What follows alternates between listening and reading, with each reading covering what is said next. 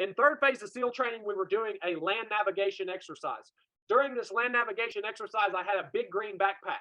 In that backpack, I had a radio, a big green radio. Imagine that. Green backpack, green radio. Yeah. I'm marching all throughout the desert with a map and compass for 6 days straight, hitting points in order to accomplish this land navigation route. It's extremely hot. I'm extremely tired. It's difficult. It's mentally taxing, right? And this radio is freaking heavy, man.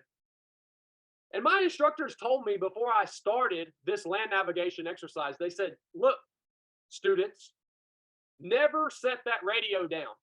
Because if you lose one of those radios, they have something called crypto loaded into them.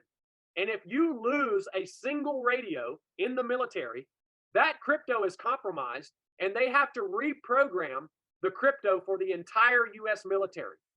So it's a big deal. So they told us never set those radios down. And I'll never forget on this land nav exercise, I was on one of my last points, man. And I look up the hill, the small mountain, and I could see my point up there on the hill. It was a little dog tag on a fence post, and it had my coordinates on it that I needed to get. And I'll never forget looking up that point and then looking around me and realizing that I was all alone out in this desert. And I said, you know what? I ain't freaking taking this radio, this heavy dang radio, all the way up that hill to get that last point. I ain't doing it. Took my backpack off. I set it down right there beside a tree. And I marched up there, recorded my last point. And I turned around, and there were about 500 trees. And every one of them looked like the tree I set my radio down beside. And let me tell you, that was one of the worst feelings that I've ever had in my entire life.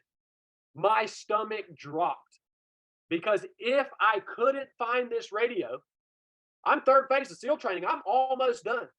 All the work that I had put in to get to where I was would all go away because of one lapse in my integrity.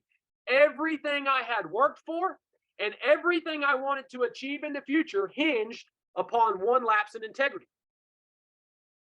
Now, luckily, by the grace of God, I walked back down the hill, and after about 30 minutes of frantically scrambling, I found that radio.